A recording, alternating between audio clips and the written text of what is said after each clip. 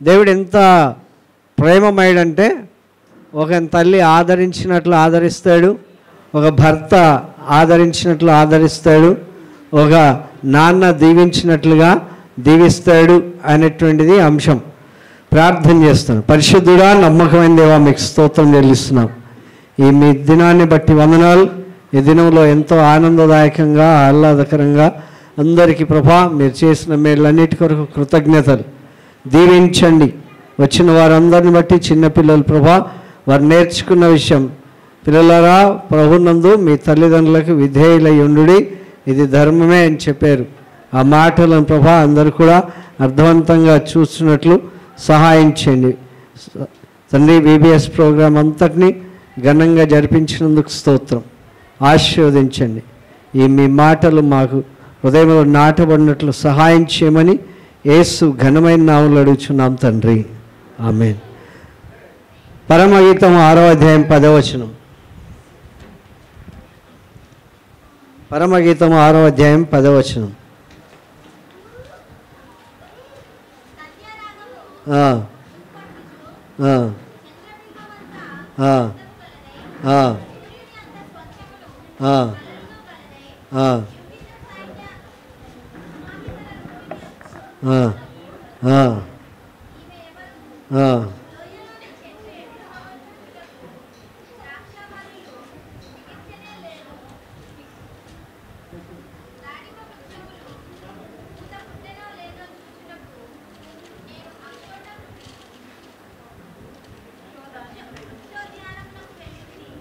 ఇక్కడ సంఘాన్ని గురించి ప్రబోధిస్తున్నట్లు ఇక్కడ దేవుని వాక్యం చూస్తున్నాం.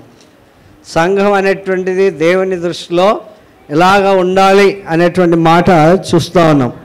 ఈ స్త్రీలలో ఉన్నటువంటి విషయాలను ఇక్కడ 10వ వచనంలో మనం చూస్తున్నాం. ఏంటంటే సంధ్యారాగము చూచు చంద్రబింబమంత అందం గలదై, సూర్యుని అంత స్వచ్ఛతను కళను గలదై, యూహితమైన సమభీకర రూపియగు ఈమె ఎవరు? దేవుని యొక్క వాక్యం చెప్తుంది. ఇంత అందచందాలు ఉన్నటువంటి వ్యక్తి ప్రశాంతమైన వాతావరణంలో సంధ్యారాగం,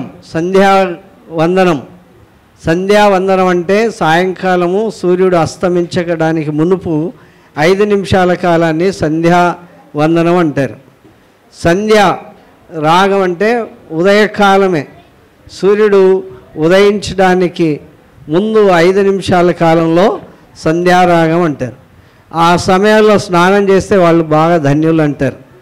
కనుక ఆ సంధ్యాకాలం మనం 10 గంటలకు చేస్తాం, అది రాక్షస స్థానం. సంధ్యాకాలంలో చేస్తే అది విఘ్నుల యజ్ఞం చేసేటువంటి ఋషుల స్నానం అంటారు. కనుక ఆ సంధ్యారాగం వేళలో, ఆ సంధ్యా వందనం చేసే సమయంలో ఆ సూర్యుడు ఎంత ఎర్రగున్నా సరే ఆ ఎరుపు లేకపోతే ఆ మెరుపు, ఆ యొక్క కాంతి అంతగా మన మీద ప్రభావం ఏమి చూపించదు. కనుక దేవుని వాక్యం చెప్తుంది, అంత ఎరుపుగా వెదుగుతున్నటువంటి పైకి వస్తున్నటువంటి ఆ సూర్యుడిని చూస్తే ఆ యొక్క సూర్యుని యొక్క కాంతిని బట్టి ఇక్కడ దేవుని వాక్యం చెప్తుంది ఏంటంటే చంద్రుని బింబమంత అందం గలదై. చంద్రుడిలాగా నిండుగా ఉంటాడు, సూర్యుడే కానీ చంద్రుడు కాదు. అంత నిండుగా ఉండేటువంటి ఇతన్ని చూసి తర్వాత దేవుని వాక్యం విహూతమైనటువంటి సమభీకర రూపిణియగు ఈమె ఎవరు? అది ఎదుగుతున్నా కొలది భీకరమైనటువంటి రూపం ధరిస్తూ ఉంటుంది. కనుక ఎవరు చూడలేనట్ట, ఎండకు నిలవలేనంతగా సమభీకర కలిగినటువంటి రూపిణియగు ఈమె ఎవరు అంటే సంఘాన్ని గురించి చెప్తున్నట్లు దేవుని వాక్యంలో మనం ఇక్కడ చూస్తూ ఉన్నాం. కనుక దేవుని వాక్యం మనకి జ్ఞాపకం చేస్తున్నటువంటి మాట ఏంటంటే లూకా అపోస్తుల కార్యం 20వ అధ్యాయం 28వ వచనం. అపోస్తుల కార్యం 20వ అధ్యాయం 28.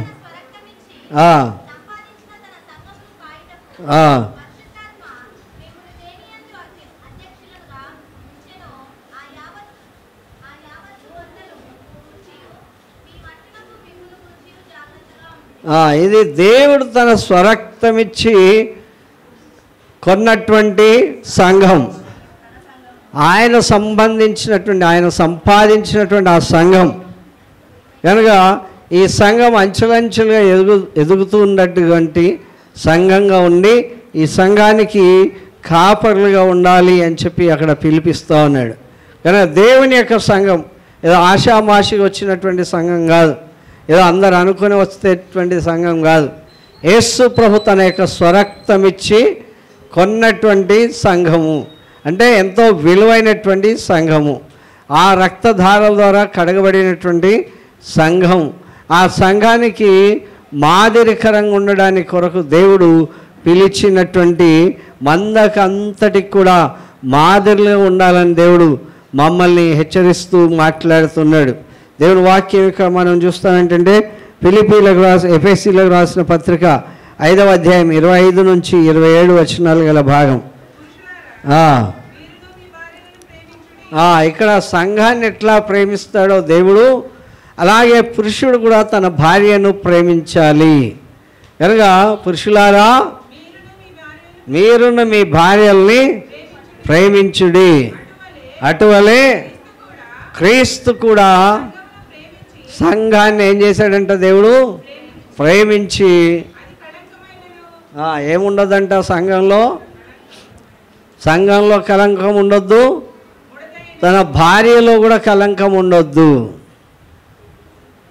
కదా. మనం ఎప్పుడు సంఘంలో కలంకం ఉండొద్దు అని అనుకుంటాం. దేవుడు చెప్తున్నాడు ప్రతి భర్త తన భార్య కలంకం లేకుండా ఉండేటట్లు చూసుకోవాలి. కలంకమైనను ముడత అయినను అది మరి ఏదైనాను లేక ఎట్లా ఉండాలంట? పరిశుద్ధమైనదిగాను నిర్దోషమైనదిగాను మహిమగల సంఘంగాను. ప్రతి భార్య తన యొక్క భర్త ఎదుట కలంకం లేనటువంటిదిగా, మడత అయినటువంటిదిగా, మచ్చ లేనటువంటిదిగా, పరిశుద్ధమైన సంఘంగా తన ఎదుట నిలబడాలి. ప్రతి సంఘం కూడా దేవుని ఎదుట ఏ రకమైన కల్మషము లేనటువంటి వ్యక్తిగా నిలబడాలి అని దేవుని యొక్క ఉద్దేశం. తర్వాత వచనం,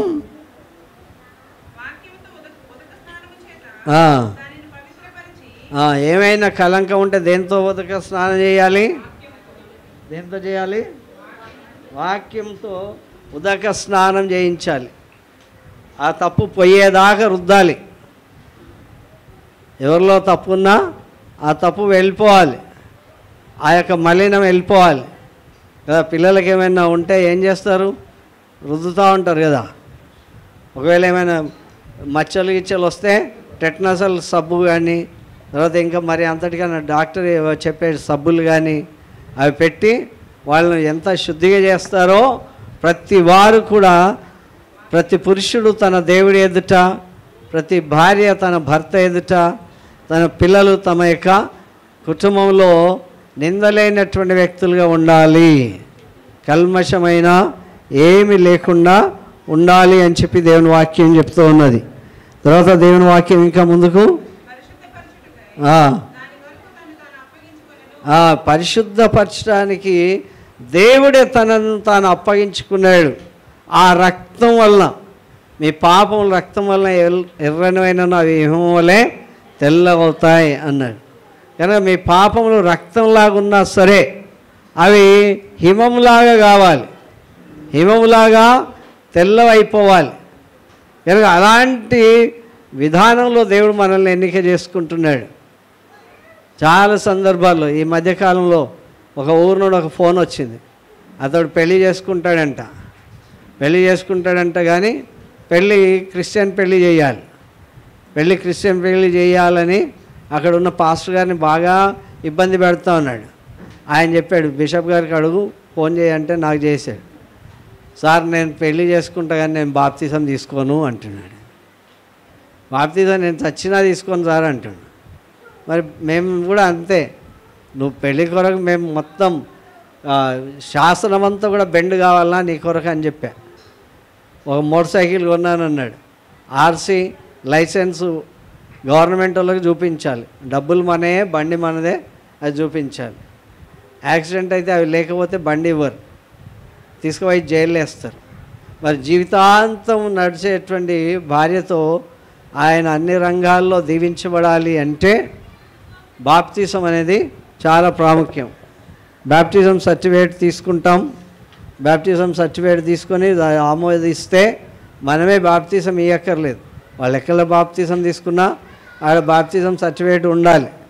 తర్వాత ఎవరైనా అబ్బాయి అమ్మాయి వివాహం చేసుకుంటే చర్చి నుంచి వాళ్ళు మనకి రికమెండ్ లెటర్ ఇవ్వాలి.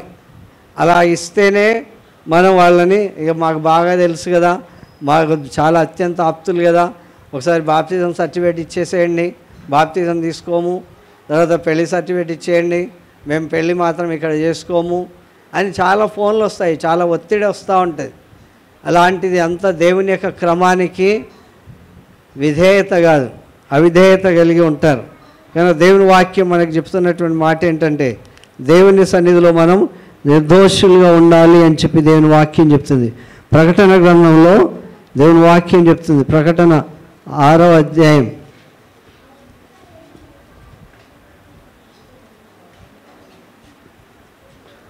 1-2 వచనాలు.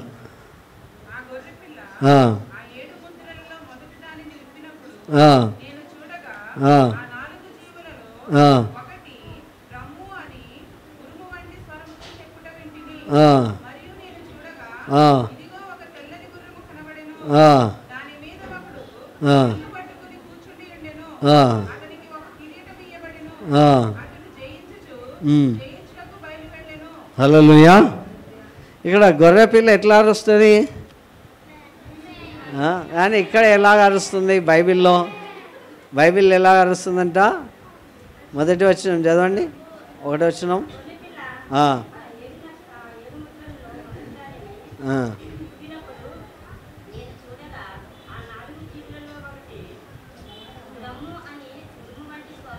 రమ్ము అని ఎలాంటి స్వరం అంట?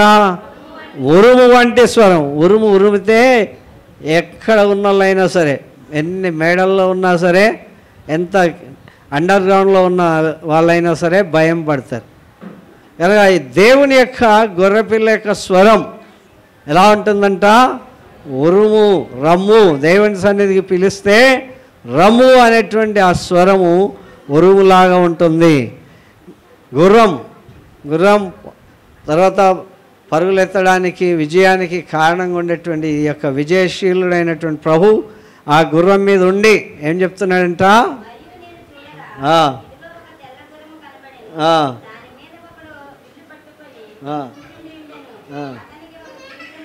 విల్లు పట్టుకొని కూర్చుండి ఉండెను, అతనికి కిరీటం ఇవ్వబడింది. జయించే వ్యక్తులకు, స్వారీ చేసే వ్యక్తులకు, ప్రయాసపడేటువంటి వ్యక్తులకు దేవుడు అనుక్షణం కూడా ఒక కిరీటం ఇస్తాడు, విజయాన్ని సాధించేటువంటి అస్త్రాలను ఇస్తాడు అని చెప్పి దేవుని వాక్యం ఇక్కడ జ్ఞాపకం చేస్తుంది. పరమగీతం 2వ అధ్యాయం 6వ వచనం ఏం చెప్తుందంటే, పరమగీతం 2వ అధ్యాయం 6వ వచనం.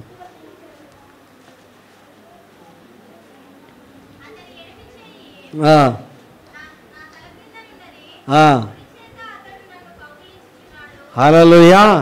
ఓ పిల్లోడిని ఎత్తుకున్నప్పుడు ఎడమ చెయ్యి ఆ తల మీద ఉండి ఆ కుడి చెయ్యి అతన్ని కౌగిలిస్తుంది. ఇట్లా భుజం మీద ఎత్తుకుంటారు కదా, ఇట్లా ఎత్తుకున్నప్పుడు ఈ చెయ్యి ఎక్కడికి వెళ్తుంది? ఆ తల మీదకి వెళ్తుంది. కుడి చెయ్యి వాళ్ళని హత్తుకున్నట్లుగా ఉంటుంది. దేవుడు ఎంతగా మనల్ని లాలిస్తాడంటే, ఇంత రోషం గలవాడు, పౌరుషం గలవాడు, చంద్రబింబం లాంటి వాడు, సూర్యకాంతిని పోలినవాడు, ఇలాంటి మెఘారుడైనటువంటి దేవుడు, సంధ్యారాగాన్ని పోలినటువంటి దేవుడు అయినప్పటికీ కూడా మనల్ని ఆదరించడానికి ఆయన మనల్ని ఎత్తుకుంటున్నాడు అని చెప్పి దేవుని వాక్యం ఇక్కడ చెప్తూ ఉన్నది. కనుక ద్వితీయోపదేశకాండం 33:27 వచనం ఏం చెప్తుందంటే, ద్వితీయోపదేశకాండం 33:27 వచనం, శాశ్వతుడైన దేవుడు నీకు నివాస స్థలము,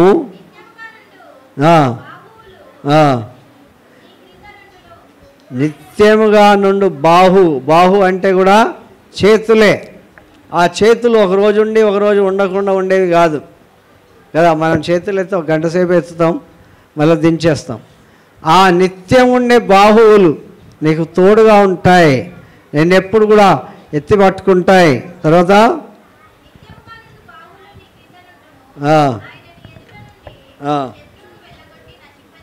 నేను కాపాడడానికి దేవుడు శత్రువును కూడా వెళ్ళగొట్టేస్తాడు, తరిమేస్తాడు. ఆయన నేను ఎత్తి పట్టుకుంటాడు, నీ మీద చేయించుతాడు, నీతో కూడా ఆయన ప్రేమతో ఉంటాడు అని చెప్పి దేవుని వాక్యం ఇక్కడ మనకు జ్ఞాపకం చేస్తుంది. ప్రియులారా, దేవుని యొక్క సన్నిధిలో మన జీవితాలను ప్రభువుకు సమర్పిస్తే మత్తయి సువార్త 14వ అధ్యాయం 30-31 వచనం. మత్తయి సువార్త 14:30.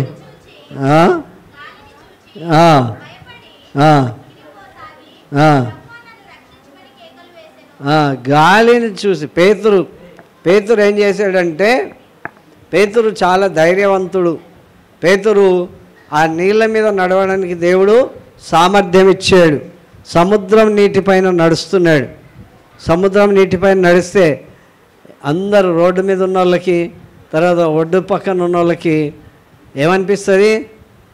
నేనే నడుస్తున్నా సముద్రం మీద. ఎవ్వరికి అంత ధైర్యం లేదు సముద్రం మీద నడవాల్సినటువంటి. గర్వం వచ్చేస్తుంది. ఏమొచ్చింది? ఈయనకి గర్వం వచ్చేసింది. గాలిని చూసి ఆయన భయపడిపోయి ఎప్పుడైతే మునిగిపోసాగాడో అప్పుడు ప్రభు వైపు తన చేతులు చాపాడు. హల్లెలూయా. మన సొంత బలం ఉన్నంతసేపు నడవచ్చు, సొంత జ్ఞానం ఉన్నంతసేపు, సొంతగా మనకు శక్తి ఉన్నంతసేపు, ధనం ఉన్నంతసేపు నడవచ్చు. అయితే ఎప్పుడైతే నేనే నడుస్తున్నాను అని అనుకున్నాడో ఆయన మునిగిపోసాగాడు. హల్లెలూయా. ప్రభువును చూసినంతసేపు నడిచాడు. తర్వాత అర్థించడం మొదలుపెట్టాడు, ప్రార్థించడం మొదలుపెట్టాడు. ప్రభా, నేను మునిగిపోతున్నాను, నశించిపోతున్నాను, నన్ను రక్షించు. మనం ఎంత గొప్పవాళ్ళమైనప్పటికీ మనం తగ్గించుకొని ప్రభా నన్ను నడిపించమని ప్రభు దగ్గర చెప్పాలి. దేవుని యొక్క వాక్య భాగం 37వ కీర్తనలో మనం 23వ వచనం 24వ వచనం చూస్తాం. ఒకని నడత యెహోవా చేతనే స్థిరపరచబడుతుంది. హల్లెలూయా. మనం దేవుళ్ళో ఎట్లా ఉన్నాం అనేటువంటిది చూడాలి. ఆయన వాని ప్రవర్తన చూసి ఏం చేస్తాడంట? ఆనందించేవాడై ఉన్నాడు. హల్లెలూయా. ఇక్కడ ప్రైజులు తీసుకునే పిల్లల్ని చూసి తల్లిదండ్రులు ఏం చేస్తారు? ఆనందిస్తారు, తండ్రులు ఆనందిస్తారు. కనుక మనల్ని చూసి ప్రభువు ఆనందించే వ్యక్తి అయి ఉన్నాడు. కనుక మనం సూర్యబింబంలాగా వర్ధిల్లాలని, చంద్రుడిలాగా వర్ధిల్లాలని, కనుక కల్మషం లేకుండా ఉండాలని, ఆ రీతిగా దేవుడు మనల్ని, మన నడవడికి అంతా కూడా దేవుడు చూస్తున్నాడని భయంతో వర్ధిల్లాలని ప్రభునామములో మీ అందరికి కూడా కోరుతున్నాను. ప్రార్థన చేసుకుందాం. పరిశుద్ధుడా, నమ్మకమైన దేవా, మీకు స్తోత్రం. ఇంతవరకు మీ కృపలో మమ్మల్ని కాచినందుకు స్తోత్రం. మీ దీవెనలతో నింపండి. మీ నామ మహిమార్థమై జరిగే ఆరాధన అంతటిని బట్టి స్తోత్రం. మా నడవడిక, మా నడత అయ్యా మాకేమున్నా లేకపోయినా మీరు కోరుకున్నట్లుగా నడవడానికి సహాయం చేయమని యేసు కృపగల నామములో అడుగుచున్నాం తండ్రి. ఆమేన్.